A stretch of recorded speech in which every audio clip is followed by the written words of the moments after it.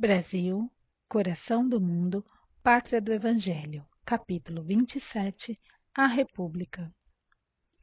Se a monarquia, embora todas as liberdades públicas que desenvolvera, espíritos avançados do Brasil a consideravam como a derradeira recordação da influência portuguesa, a República era considerada pela comunidade brasileira como a fórmula de governo compatível com a evolução do país e com a posição cultural de seu povo. Essa ideia, genuinamente nativista, alcançara todas as inteligências, e a garantia do seu êxito se patenteara aos olhos de todos após a Lei de 13 de Maio, que ferira os interesses particulares de todas as classes conservadoras. Por essa razão, os anos de 1888 e 1889 assinalaram os derradeiros tempos do único império das plagas americanas. Por toda parte e em todos os ambientes civis e militares, acendiam-se os fachos do idealismo republicano, sob o pálio da generosidade da coroa. No mundo invisível, reúne o Senhor as falanges benditas de Ismael e dos seus dedicados colaboradores, e enquanto as luzes tênues douravam o éter da imensidade, que se enfeitava de luminosas flores dos jardins do infinito, falou a voz, como no crepúsculo admirável do Sermão da Montanha. Irmãos, a pátria do Evangelho atinge agora sua maioridade coletiva.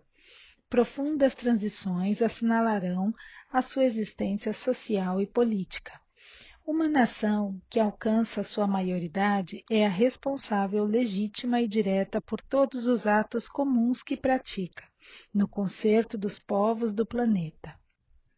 Necessário é separemos agora o organismo político do Brasil dos alvitres permanentes e constantes do mundo espiritual, para que todos os seus empreendimentos sejam devidamente valorizados. À maneira dos indivíduos, as pátrias têm igualmente direito à mais ampla liberdade de ação, uma vez atingido o plano dos seus raciocínios próprios.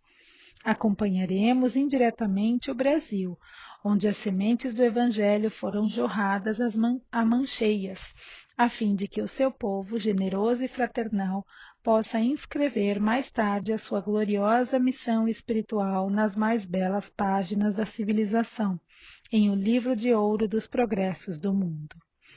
Seus votos evolutivos, no que se refere às instituições sociais e políticas, serão carinhosamente observados por nós, de maneira a não serem obstadas as deliberações das suas autoridades administrativas no plano tangível da matéria terrestre.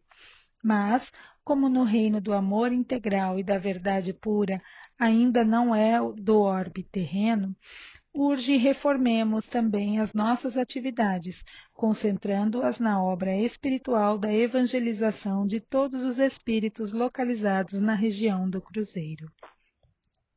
Consolidareis o templo de Ismael, para que do seu núcleo possam expandir-se por toda a extensão territorial da pátria brasileira, as claridades consoladoras da minha doutrina de redenção, de piedade e de misericórdia. Ensinareis aos meus novos discípulos encarnados a paciência e a serenidade, a humildade e o amor, a paz e a resignação, para que a luta seja vencida pela luz e pela verdade.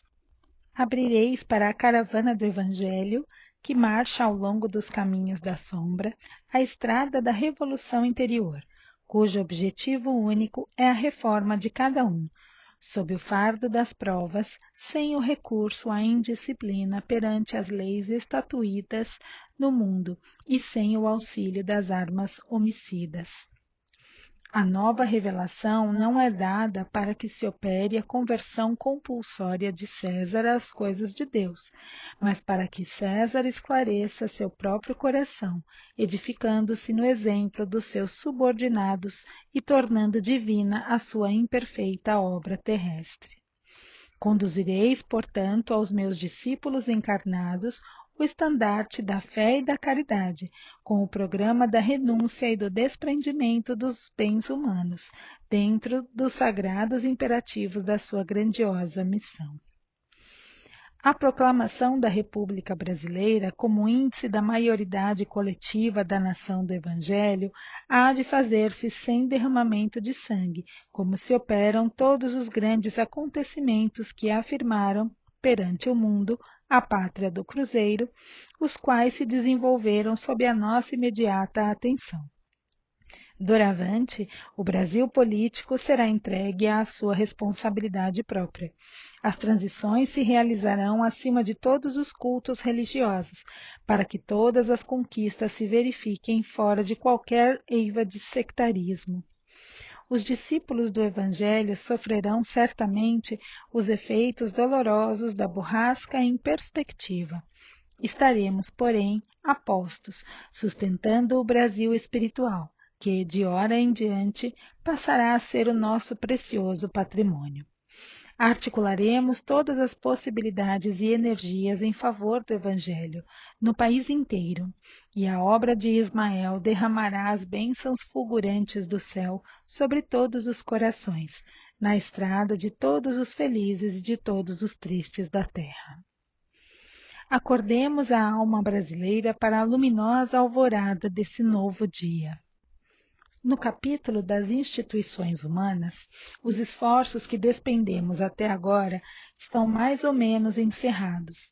Compete-nos, todavia, em todos os dias do porvir, conservar e desenvolver a melhor parte, espiritualizando essas mesmas instituições, dentro das grandes finalidades de todos os labores das esferas elevadas do plano espiritual. Bem-aventurados todos os trabalhadores da seara divina da verdade e do amor, pois deles é o reino imortal da suprema ventura. As falanges do infinito, sob as bondosas determinações do Divino Mestre, preparam, então, o último acontecimento político que se verificaria com o seu amparo direto e que constituiria a proclamação da República. Todas as grandes cidades do país, com o Rio de Janeiro na vanguarda, se entregam à propaganda aberta das ideias republicanas. Os espíritos mais eminentes do país preparam o grande acontecimento. Entre os seus organizadores, preponderam os elementos positivistas, para que as novas instituições não pecassem pelos excessos da paixão sanguinolenta dos sectarismos religiosos. E, a 15 de novembro de 1889, com a bandeira do novo regime nas mãos de Benjamin Constant, Quintino Bocaiúva, Lopes Trovão, Ceserdelo Correia, Rui Barbosa e toda uma pleiade de inteligências cultas e vigorosas, o Marechal Deodoro da Fonseca proclama, inopinadamente no Rio de Janeiro, a República dos Estados Unidos do Brasil. O grande imperador recebe a notícia com amarga surpresa. Deodoro, que era íntimo do seu coração e da sua casa, voltava-se agora contra suas mãos generosas e paternais. Todos os ambientes monárquicos pesam esse ato de ingratidão clamorosa, mas a verdade é que todos os republicanos eram amigos íntimos de Dom Pedro. Quem não lhe devia no Brasil o patrimônio de cultura e liberdade? Uns instantes de surpresa, contudo, foram rápidos. O nobre monarca repeliu todas as sugestões que lhe eram oferecidas pelos espíritos apaixonados da coroa, no sentido da reação. Confortado pelas luzes do alto, que não o abandonaram em toda a vida, Dom Pedro II não permitiu que se derramasse uma gota de sangue brasileiro no imprevisto acontecimento. Preparou rapidamente sua retirada com a família imperial para a Europa, obedecendo às imposições dos revolucionários, e, com lágrimas nos olhos, rejeita as elevadas somas de dinheiro que o Tesouro Nacional lhe oferece, para aceitar somente um travesseiro de terra do Brasil, a fim de que o amor da pátria do Cruzeiro lhe santificasse a morte no seu exílio de saudade e pranto. Jesus, porém, consoante a sua promessa, lhe santificaria os cabelos brancos. Uma tranquila paciência caracterizou seu inenarrável martírio moral. O grande imperador retirou-se do Brasil, deixando não um império perecível e transitório do mundo, mas uma família ilimitada que hoje atinge a soma de quase 50 milhões de almas. Visitado pelo Visconde de Ouro Preto, no mesmo dia em que este chegava à capital portuguesa, o imperador lhe declara com serena humildade: Em suma, estou satisfeito. E referindo-se à sua deposição, acrescenta: É a minha carta de alforria, agora posso ir aonde quiser.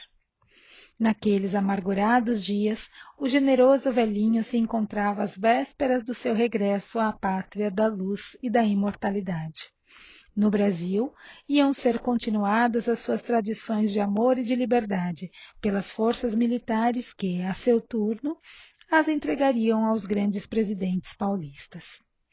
Nunca a sua figura de chefe da família brasileira foi esquecida no altar das lembranças da pátria do Evangelho, e não foi só o Brasil quem lhe reconheceu a inesquecível superioridade espiritual.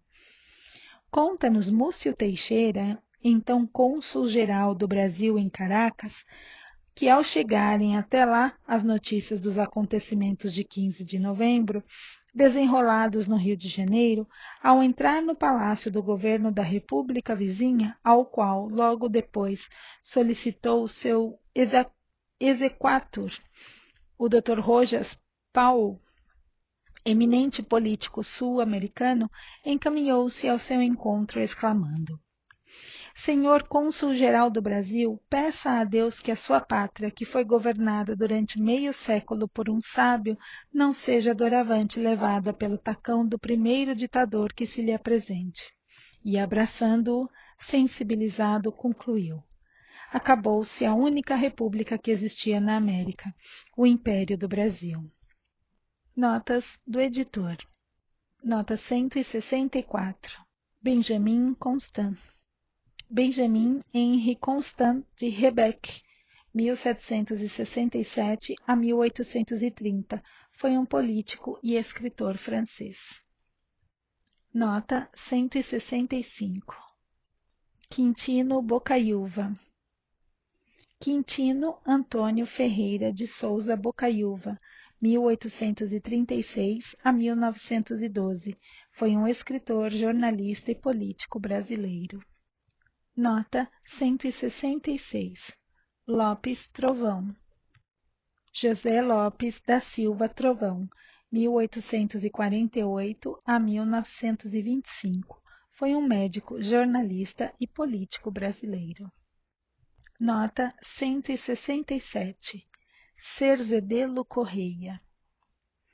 Inocêncio Cerzedelo Correia, 1858 a 1932, foi um político e economista brasileiro.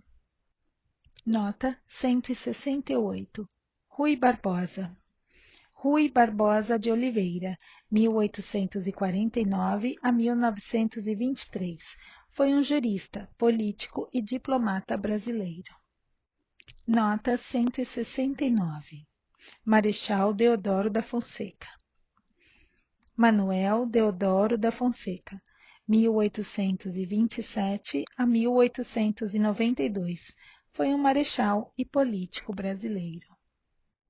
Nota 170. Visconde de Ouro Preto. Afonso Celso de Assis Figueiredo, 1860 a 1938, político brasileiro. Nota 171. Múcio Teixeira. Múcio Cevola Lopes Teixeira, 1857 a 1926, foi um escritor, jornalista, diplomata e poeta brasileiro. Nota 172. Exequatur. Do latim exequatur, significa autorização concedida a um cônsul estrangeiro para este exercer suas funções no país. Nota 173. Dr. Rojas Paul. Juan Pablo Rojas Paul, 1826 a 1905, foi um político venezuelano.